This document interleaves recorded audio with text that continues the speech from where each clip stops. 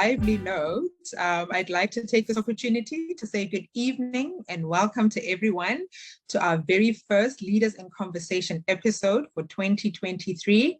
I have the easy job of just setting the tone and handing over to my amazing host, who's Crispin, a little bit later.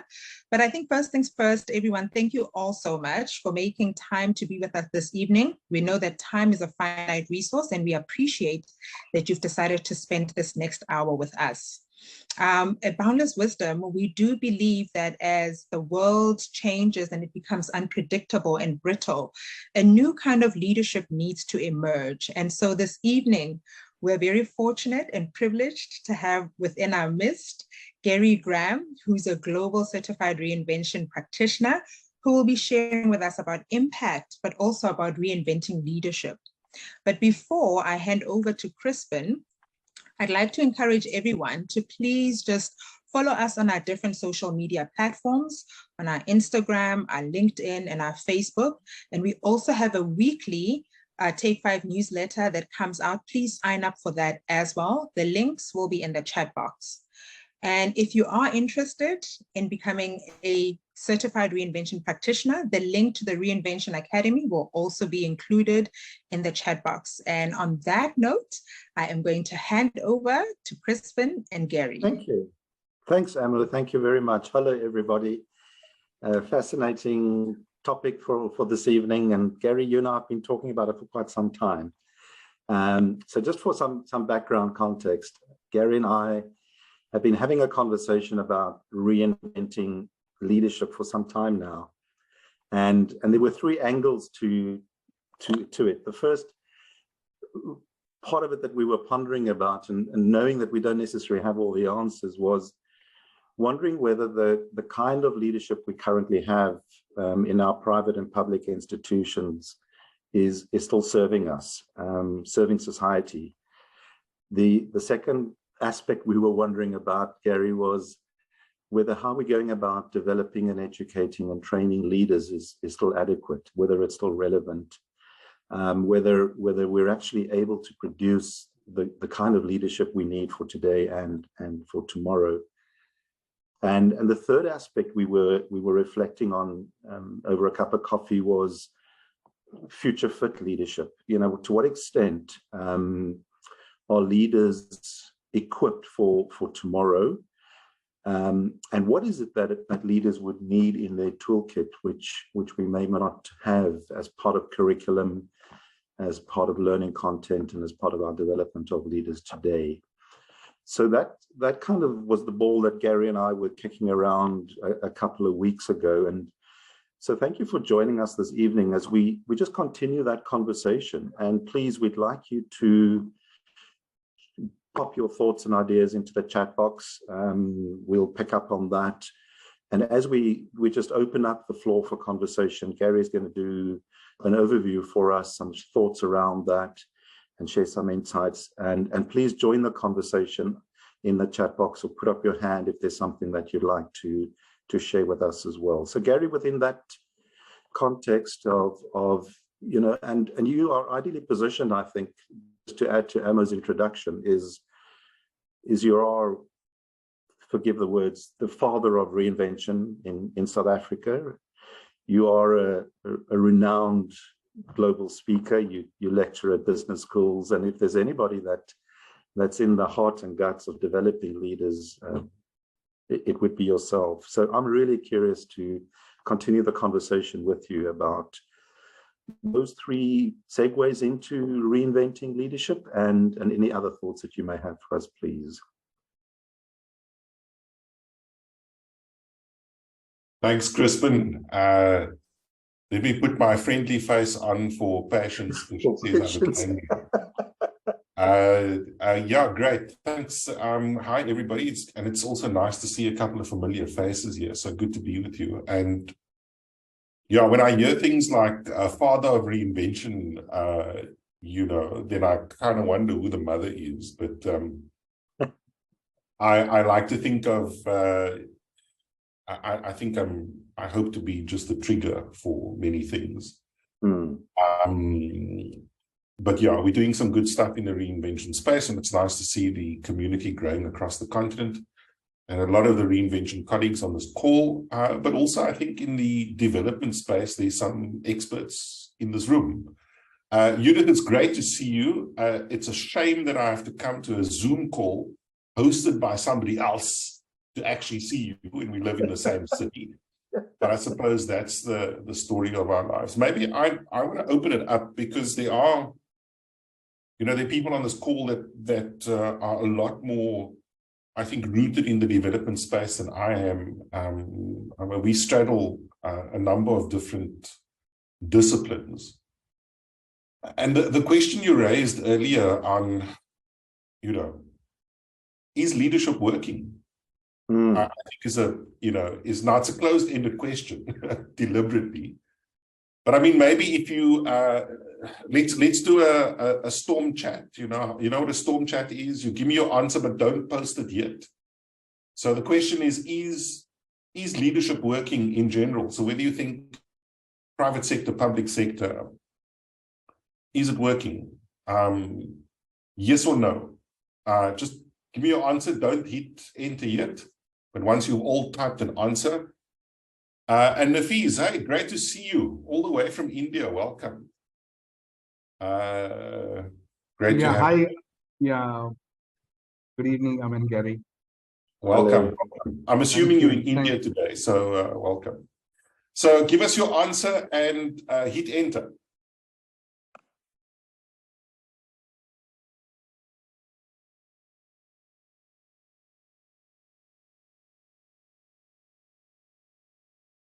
So a couple of there's sometimes yeses and nos. yeah, so there's the yes and the no's, kind of like the estate agents speak, or the weatherman or economists speak. They don't give you a definitive answer. They'll give you both possibilities and both options. But yeah, I suppose it depends on context. Naomi, thank you. Terence, thanks. Yeah.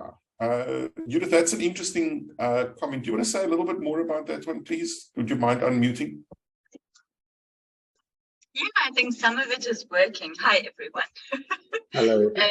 I think some of it is working and it'll maintain a lot of the status quo, but it won't be sustainable. It won't be sustainable to take us into where we need to go as a planet, actually. I think it'll then just get very brittle, as you said earlier, and not work anymore. Absolutely. I think that's a nice way of kind of looking at the larger, ecosystem. I think for me personally, maybe let's take them separately, Crispin. I think in the public sector is filled with a number of incredible people. I mean, if take our public sector as an example, people who are really driven by benevolent intent. They want to do the right thing, but they're just absolutely hamstrung by a political intention that is more about loyalty to a party and less about impact. And therein is a challenge, So we've seen people over the years eventually just start to check out and sadly become part of the problem that they are so terribly angry about. And then in the private sector, I suppose the answer to that question is, what's your measure? Is it profitability, which is often a short-term measure, and what Judith is referring to in her comment is more about sustainability. My simple answer is no.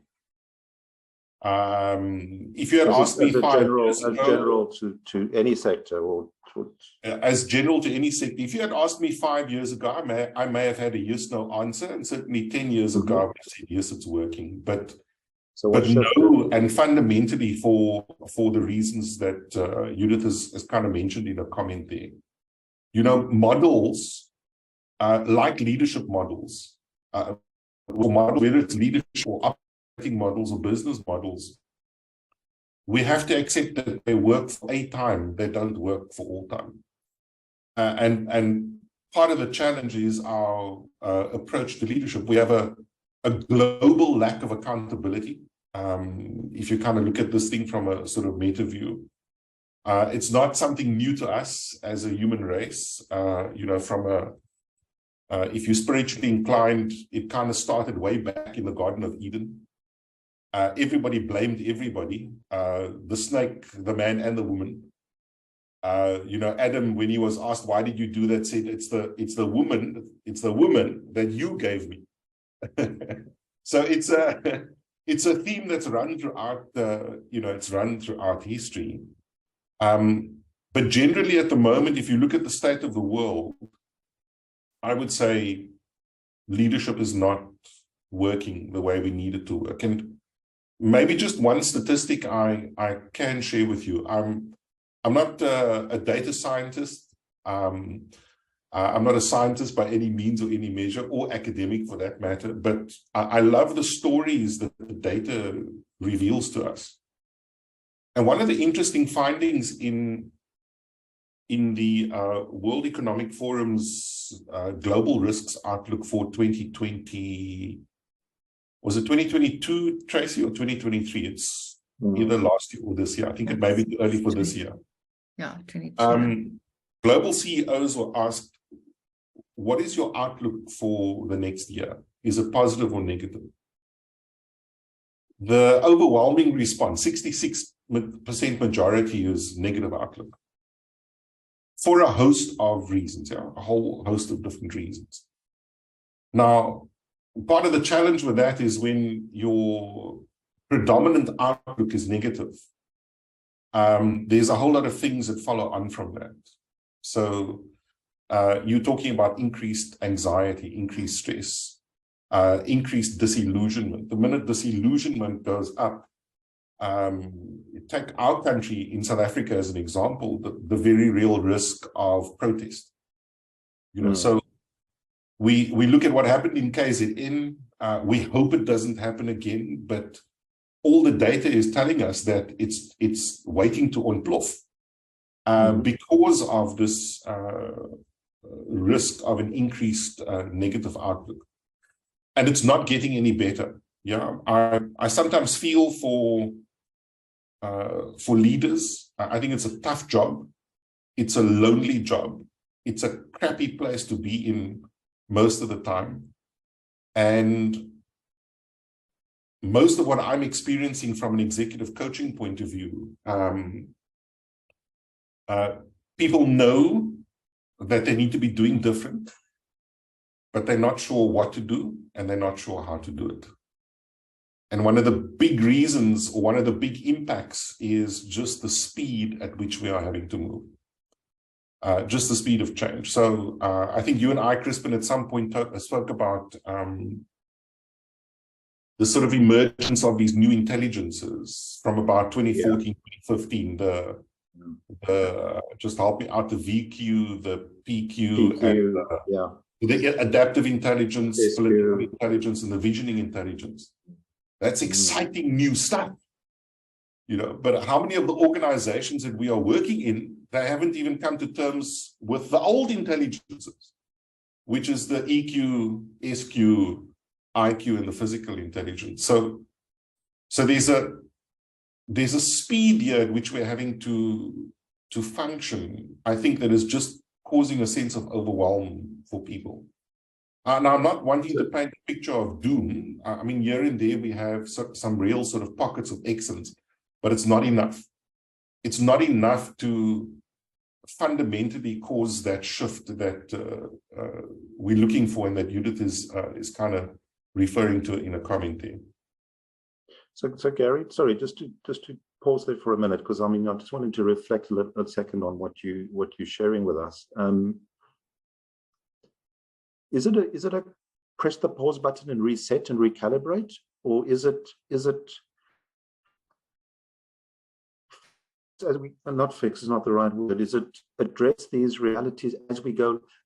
How do we go forward with it? I mean, a lot of what you're saying is true and it's real. And Michelle has posted in the chat there that 70% of leaders are suffering from burnout of some sort. And so what I'm hearing you kind of saying is we play catch up all the time. So how do we get ahead of the curve? And where do we start? And what's that tipping point? Yeah, so I think from a reinvention point of view, I mean, you know our stance on this. That so number one, and please, for those of you not familiar with the reinvention frameworks, we're not referring here to human life, because human life is precious. But from a systems point of view, some systems actually have to die. Not all systems deserve to be rescued. So if you're asking, how do we fix this? How do we remedy this? I think there's some systems that's way past their sell-by date. And what we're trying to do in many cases, even if I look at this from a leadership development point of view, we're trying to put a small little band-aid on a gaping wound. I mean, I've got some thoughts, and I hope we can talk about later on why some of our development initiatives are failing. But to answer your question about, do we hit the pause button and then fix, or do we fix as we go? I'm not sure we have the luxury of being able to hit the pause button. Exactly. That's kind of part of the challenge. So, yeah, for me, it's more about how do we get smarter about fixing as we go. How do we get smarter about contracting differently? How do we get smarter about those programs that we need to be introducing that's going to kind of drive well-being in a very different way, and sometimes kind of get quite radical. Our problem is, and I do want to talk about HR, and please, with apologies to all the HR gurus and folks in the room, but HR is dead.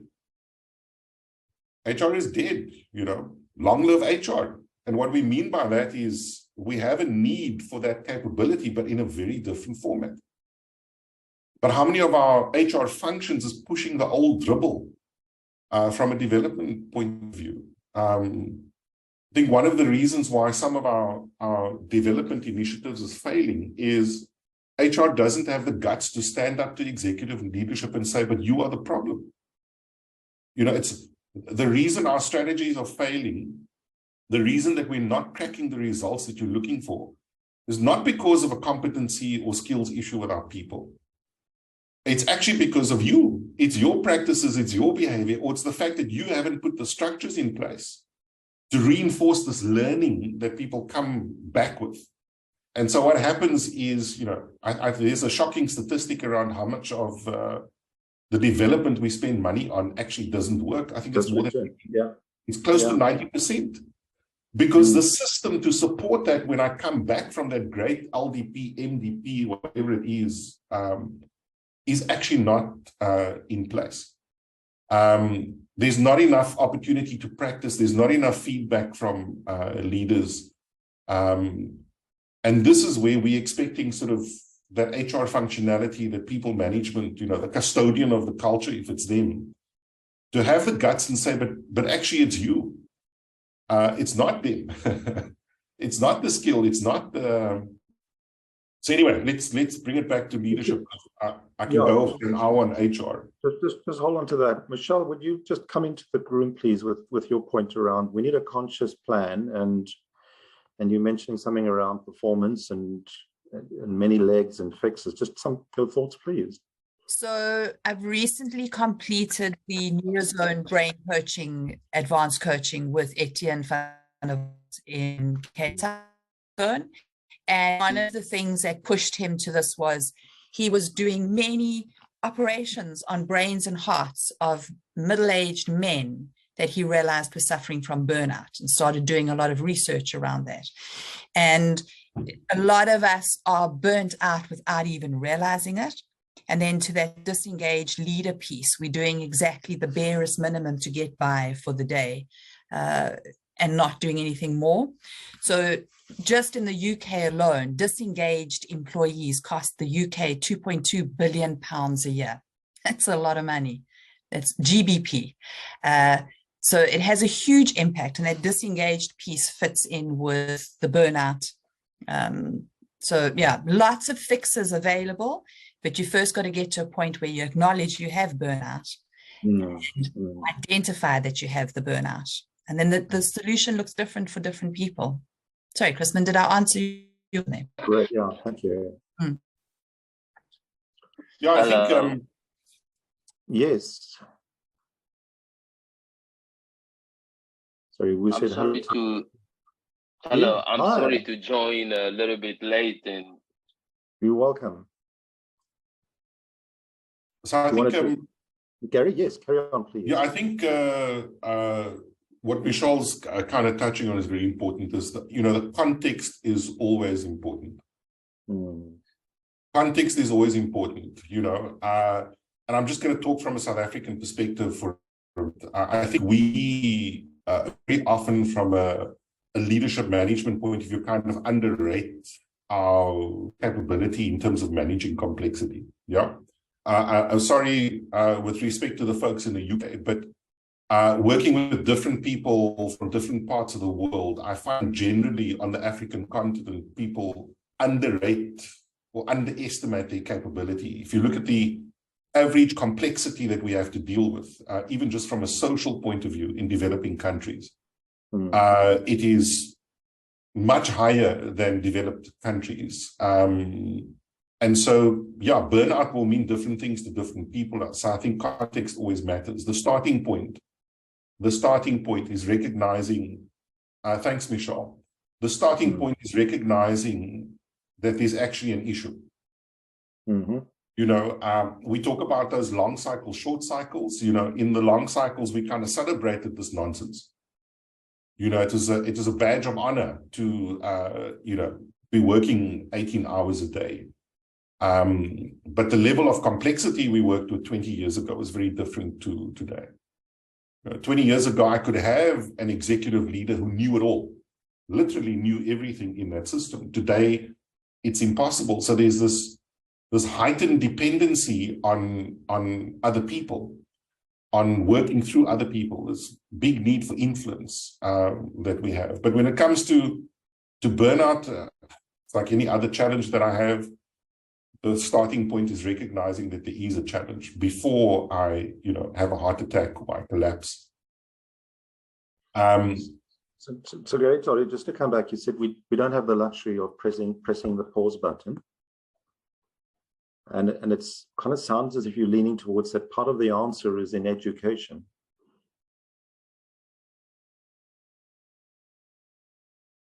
And rethinking our way of executive education. Yeah, I want to talk about executive ed and sort of leadership ed, you know, in general. And I mean, the same question, you know, do you think the stuff is working? Yes or no? Do you think our leadership development in its current format is working? Yes or no? Give me an answer and then hit the enter button. Let's go there. And let's not yes and no.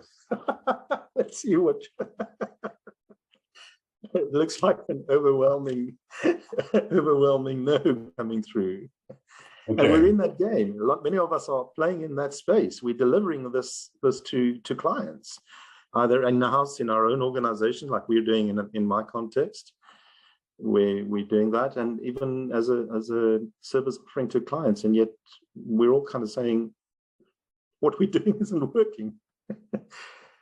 Wow. Okay. So it's, you know, I think, and again, there's people way more experienced in this area on this call than I am. I think my role in this space has been to be sort of tended to be more provocative or more of a provocateur than anything else. I have more questions than answers in this space, but I think that's where most of our new answers lie, is just in a deep curiosity around why it isn't working. So maybe if you can comment in the chat, you know, if you're saying no, what do you think is what's that number one why? What's the number one reason why it's not working? And then I'll share with you maybe three thoughts around this. Or you can just unmute as well and just share with us. It'd be lovely to hear your voice. If I can venture, I think what I'm seeing is it's part of HR scorecard. It's something they got to sign off on and deliver on, and it's what they measured on. And so it's something that's rolled out into many organizations. And I'm not sure that leaders in line departments and that necessarily always buy into it or recognize the need of it. Yeah. So there's some, I see some people still typing. Collective accountability to shift leadership behavior. I'm sorry, I can't check the spelling as well. I haven't got my glasses on.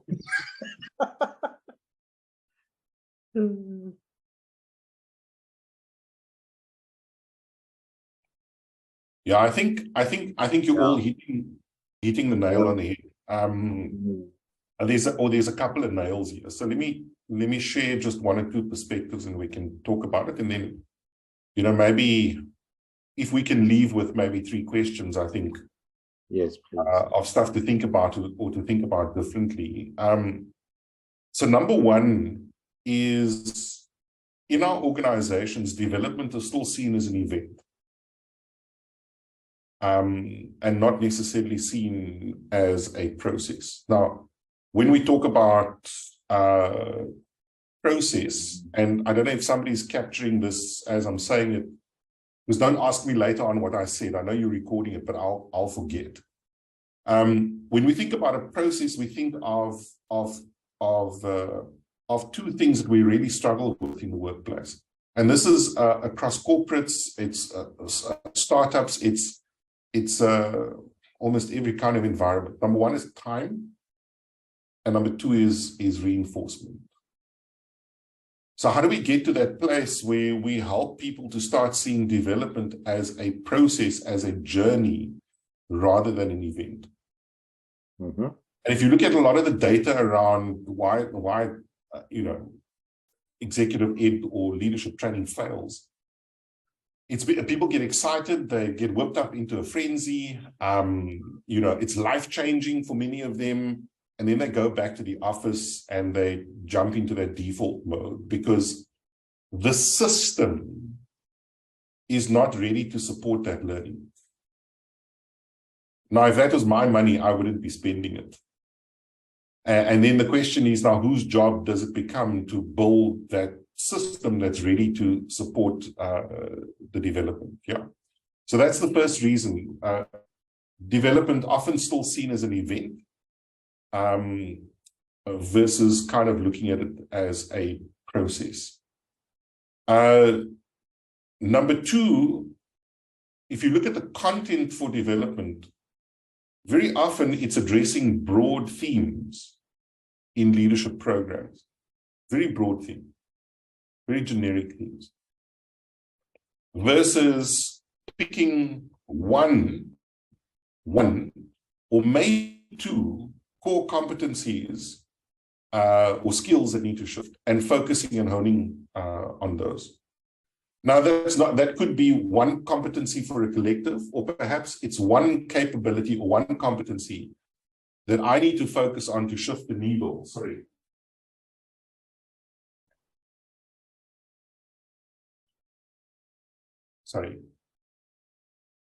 It's one competency or capability, for an individual. Let me give you an interesting story. I saw somebody talking about rest of Africa there. So I've been very privileged to work on a development program, but as an associate coach, it's working with senior leaders in government across Africa.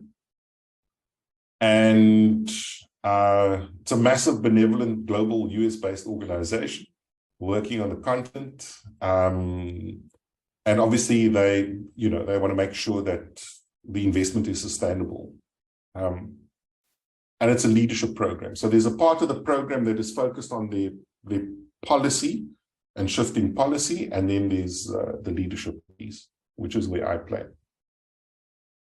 And in the first session, somebody said to me, you know, we're busy doing goal setting, and he said, listen, all that stuff that they're talking about there, I don't need any of that. I said, what do you mean? He said, it's not important to me. I need one thing, and that's the ability to negotiate. I said, now the ability to negotiate was actually not in the content at all. But we made sure that we kind of addressed it from as much as we could from a coaching point of view. So I said, listen, why is this so important? He said, well, listen, what happens often is that the rebels, this is in Cameroon, the rebels capture, kidnap the hospital staff, the doctors and the nurses. And we need those doctors and nurses to, obviously, to do their jobs. And because I'm a senior person in the Department of Health in government, I have to go and negotiate for their release. I was horrified. And I said, give me an example. He said, well, you know, just this weekend, I had to go and have a conversation with a 14-year-old carrying an AK-47 who could take my life like that. And explain to him why we need those nurses to be helping people in the community. And this was in the middle of COVID. And then I understood why he's asking for help with one competency. That was his reality. So out of the 9 or 10 things that was covered in this program for the whole year, he needed one thing to help him shift the needle in his environment. Interestingly, about a year ago, he was arrested by the government for supporting the rebels with COVID vaccines. And we haven't heard from him since. He's still a medical doctor. He's still in jail. So, but the principle is focus. The principle is that one competency, one capability. Instead of covering broad themes. Now, the challenge here is, if you look at the way we design most of our development initiatives, you know, which service provider is going to do that? Because that's not how we make money. So that's another angle we have to look at. Yeah, because this is one ecosystem. Somebody else mentioned we're measuring the old stuff. Yeah, in actual fact, most of the time, what are we looking at? Number of programs that we've run. These absolutely useless satisfaction surveys after a program. I find them the most useless thing. We don't do them anymore. We've stopped doing them like 3 years ago already. What we are interested in is the shift in behavior back in the workplace. That's the measure. That's the only measure. Not whether you thought the facilitator was fantastic and whether they make you feel good and whether they loved you or not. What is the behavior shift on the job? Everything else is a vanity matrix. You know, it's for us to, in our reporting, yeah, this is how many things we ran, and now we can submit this to the CETA and we can get our money back. It's absolutely useless, pointless. Sorry, can I interrupt your thinking? Yeah, go for it.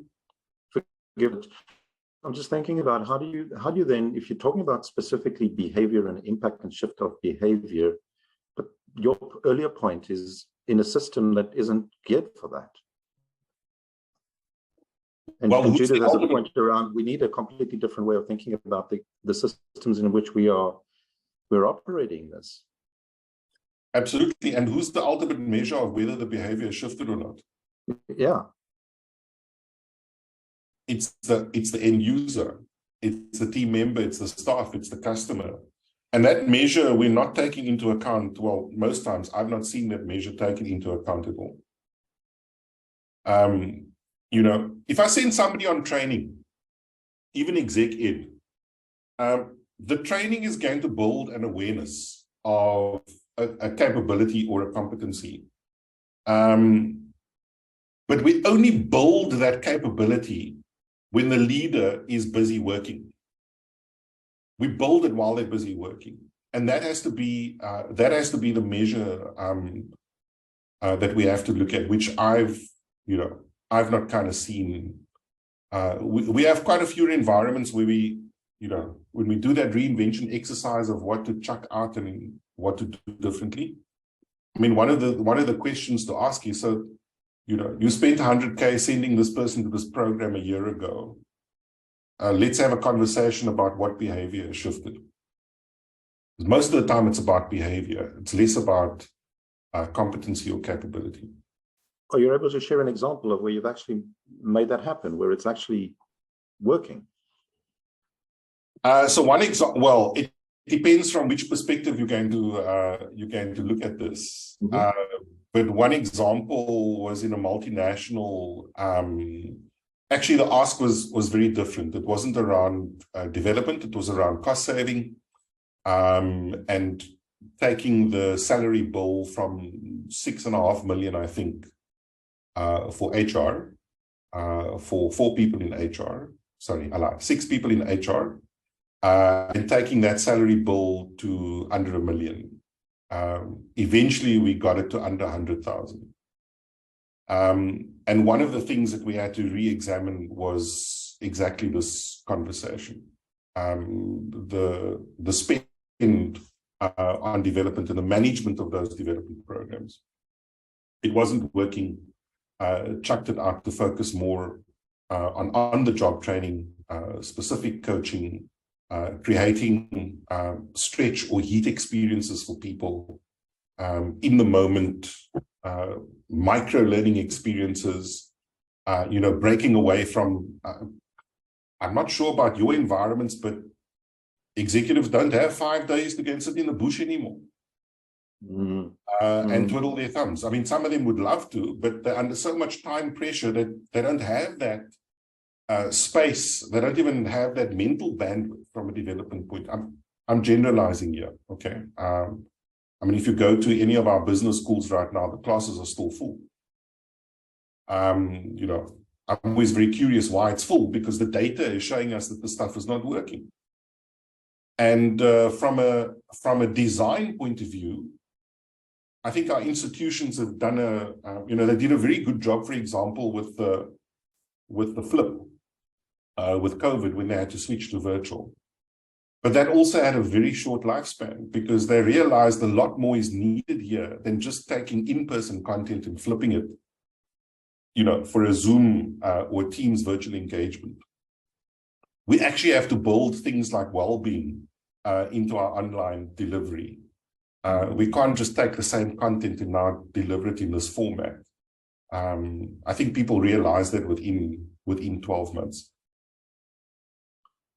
Sorry, Gary, to interrupt you again. There are 2 really important questions in the chat, but I don't want to lose them. The one is your thoughts on as we talk about behavior and the role of 360s, 360 development tool or 360 assessment tools, where people actually are able to get feedback from a range of individuals. Your thoughts on that, and maybe I can add into it your thoughts of psychometric assessments being part of a leadership development initiative. And then Michelle has a question around, so how do we start thinking about, Michelle, if I can just swing it around a bit, but other ways of measuring return on investment, other ways of thinking about return on investment. I saw let me start with Michelle's one first. And great questions, folks. Thank you. And I mean, this is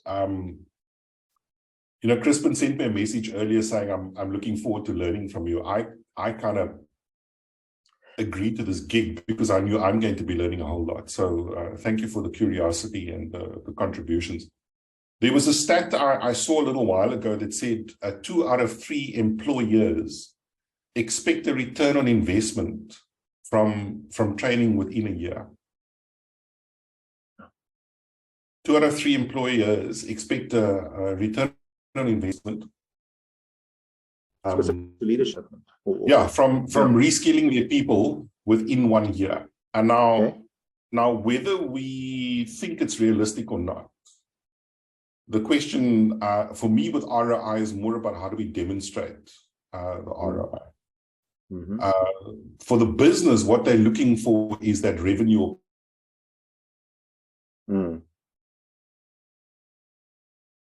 Now, if you went on a fantastic program and it kind of changed your life and you are now the developmental leader everybody wants to be, and boom, COVID hit and you had a very bad year, that's not the right measure of the ROI. So I think the context is important. Perhaps I don't know if there's something missing around actually agreeing what is that measure. I'm sending you off on a development initiative. What's the shift that I am looking for post this, and what's the time frame? It's very basic stuff. It's the same. I get sent in a program. When I come back, there's very little conversation about how I'm going to integrate this. What's the impact on results? These are some real basics. I'm struggling with why is it that we are failing at even the basics. A lot of it, when I ask people, has to do with I just don't have the time. Now we have, if I can answer that quickly, in most systems we have incredible technology capability already. This is not about designing new. We've got Teams, we've got Zoom, we've got this little thing in our hands, but our utilization of that capability is probably less than 10%. So for me, the time issue is less about I don't have time, and rather about, so how do I carve out time? How do I buy out time? By using, amongst other things, the tech that's already at our fingertips. I operate from an entrepreneurial kind of point of view where, if you believe in something, you're going to find a way. If you don't, you're going to find an excuse. I'm not saying that time is not an issue. It's just about doing it differently. 360s, yeah, absolutely, they have their place. But in the absence of a formal 360, these are simple conversation metrics around, how's my behavior shifted as a result of that program I went on 6 months ago? What would you like to see me doing differently? Whether you call it courageous conversations, better conversations, all these Asians that we have, in the absence of formal 360s, how can we use the same principle to kind of gauge impact? There's a place for the 360s. We use them a lot in coaching, but I've never been a big fan of stuff there where I don't put my name to. I'm not convinced it's how we shift ownership in a system, or how we shift accountability, or how we get people to take ownership. Of course, we've got to address reasons why people don't want to talk. That's important. But sometimes anonymous things it's like that old suggestion box we had in the 80s, where we put the thing in the box in the wall and it becomes somebody else's problem. I'd like to see our leaders getting, sorry, Crispin, I'd like to see our leaders getting a lot more creative about just engaging people in dialogue. It's not necessarily those, I've got to schedule it in the diary now with Jeanette, and put it in 4 times a year. It's about, we don't do that with our children. Well, at least I hope we don't. But we use the moments. We use the moments with our kids to resource, to coach, to mentor, to... I'd love to see our leaders getting more creative in that regard. So just to share something Jeanette and I are grappling with, and just in confidence, we're currently doing some leadership work with a client who have their own internal 360, which they've designed based on their leader behavior competency framework. And so there was an initial 360 when we started the program, and then there was a post-program 360. And what we're noticing is that actually there's been a regression. And now we're struggling to answer the question but how do we explain that? Is it because leaders are more aware and they are actually now more more aware in terms of rating themselves? Have they raised the bar in terms of the expectation from their teams? And so one would expect logically that if you've been on a leadership program, that your pre and post 360s would show a more positive shift. We're seeing the opposite happening. Yeah, look, I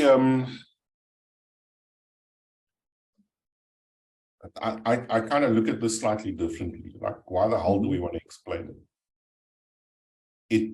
It's a snapshot at a point in time. It's not the movie that's busy unfolding. It is. It is. For me, the question is more about, so, you know, what do we want to do with this information? I mean, there could be a number of reasons for the regression, but also remember, in as much as the context is busy shifting for the leader over 6 months or a year, the context for everybody else is also shifting at the same time. Exactly. You know, we're talking about heightened levels of anxiety and stress in the workplace. I mean, I heard some frightening statistics today about debt levels in the country. That's the first time I've heard the term debt pandemic. Sure. It's actually a trigger from the COVID pandemic, which we're now busy seeing unfold. Now, that's got massive implications for our people, for the workforce. Now, that context has shifted, so there's now a different need from the organization. There's a different need from the leader. So I'm not surprised that it would shift. And Judith is right. Thank you, Judith. Yeah. Okay. Sorry, Gary, I interrupted you. Forgive me. That's cool.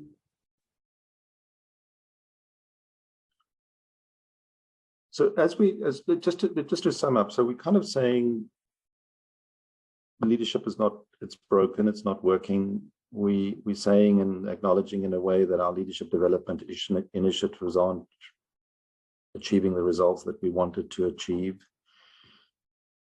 So point us to the future, please. Where do we go from here with this? What would your guidance, advice for those of us who are in the game of working with leaders, coaching leaders, serving leaders?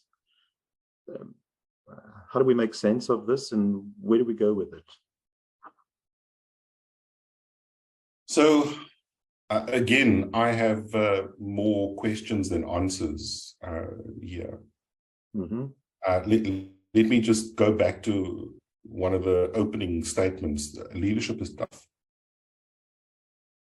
It's not for play. It's a contact sport requiring us to roll up our sleeves.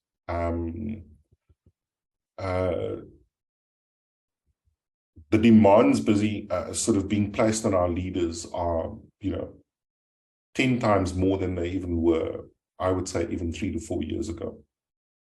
The speed at which we're having to think, the level of complexity. So if you say, what is priority as we look ahead? I mean, you can go and check the data on, the WEF, for example, had that top 10 skills, Tracy, I don't know if you can find that link. For 2025, and some of it's with regard to tech and people and problem solving. The problem is 2025 is already here. If you are now in 2023. So again, it's this question about, are we playing catch up? I'd be thinking about what's the stuff that we need for 2030. And it's, for me, less, if I look at the work with executives in different parts of the world, in very different economies and sectors, it's less about the technical capability and competency and absolutely about the mindset. Bob Johansson, his book is called The New Leadership Legacies, made this point about the future will punish certainty, but reward clarity. The future will punish. So say that again. The future will reward. The future will punish certainty. Certainty, yeah. But reward clarity. Wow. Okay. Think about that in the context of how we're hardwired, most of us, for certainty, and how our leaders are hardwired for certainty. So if we think about Judith's earlier comment about, what is sustainable and what is going to give us the next shift and take us to the next place. I think it's a complex answer. It's going to vary from person to person, but one of it has to be this ability to play with uncertainty. I'm not just talking about getting comfortable with ambiguity and getting comfortable with change. It's actually deliberately putting yourself into positions of discomfort, whatever that means for you, whether it's uncomfortable experiences or places you don't like to go, or please don't put yourself in danger, but you know what I mean. So that we actually start reprogramming our minds around how we play with dichotomies and ambiguity. I think there's an opportunity for leaders to lead with a deep sense of curiosity. More and more, this metaphor of an orchestra and a conductor comes up for me. I see that as the future role of leadership, is the conductor of the orchestra. The minute the leader is playing their own instrument, we have a problem. There goes the harmony, there goes the melody. It's a job to bring out those instruments at the right time. That requires a certain kind of mindset around how I look at, being in charge. So I think I want to offer just those 2 points, but on the development side, the other party in this tango around a lot of our development initiatives, and I think maybe I must be a little bit not so harsh. It's not that they're not working all together.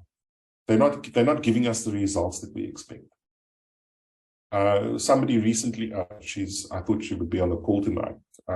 She's a client of ours, said to me about 2 years ago, please can you design us something, but I don't want anything from the normal run-of-the-mill stuff. I said, why? Because we spent so much money on that. And 2-3 years down the line, we are not getting the results that we had hoped for. Now, there's some organizational blame there, but I think there's some practitioner blame there. Institutions, education institutions. I'd love to see more of the big guns in business education saying, no shift for you, no pay. Upfront. No shift, no pay. I mean, you go to a Pick and Pay or a Checkers or a Woolies and you're not happy with your item, you take it back and you get your money back, no questions asked. I think in that kind of thinking, now I know maybe three big consultancies in the world. BCG's Boston Consulting Group, by the way, is one of them. I know 3 big consultancies and maybe 2 in the whole world that have that orientation. So we're gonna bring this for you, but if there's no shift in that behavior, you don't pass. Now we're in a very different ballgame. Right. Yeah. But it's a little radical, but I think we need some radical thinking and approaches here. Starts with us, isn't it? Starts with us. Sure. I mean, just imagine, for the independent practitioners here, if you went into a client system and you said, listen, this gig is gonna cost you $500,000, it's gonna cost you $1 million, and this is, all the commitments, and here's what we're gonna deliver, and this is what we're gonna need from you. But listen, by the way, if after a year there's no shift for you, we will give your money back, no questions asked. I'm just curious about what is the kind of responsibility that would create on both sides. I guarantee you wouldn't take half of the nonsense that you take. You'd fire them as quickly as they'd fire you if people are not living up to those commitments, including building that system readiness for this investment in time and energy. I think there's a role to play there. But we're also working with institutions, I mean, from a business school point of view, that are also used to operating in those long cycles. Let me pause there. Gary, thank you. Yeah, we're almost at 8 o'clock. I'm going to need a glass of wine to reflect on this last point of yours. But it is a really powerful challenge to all of us that are in the space of working and serving and equipping leaders. Crispin, sorry, can I? 4 minutes left. Yes, Gary, some last thoughts from you, please, and then we'll wrap up. Can I just add one? Can I just add one more, which is, it's maybe as important for leaders as it is for us as practitioners, and it's this article that you sent me this afternoon about what's the new competencies for transformative CEO. Yeah. And the two that I want to pick up on, number one is listening, such a basic capability. And in one of our reinvention spaces, I think Nadia asked the question, who taught you to listen? Such a basic, but hearing is not, listening is not hearing. Yeah. But for leaders, that also means listening to self. And it links to the second one, which is bravery.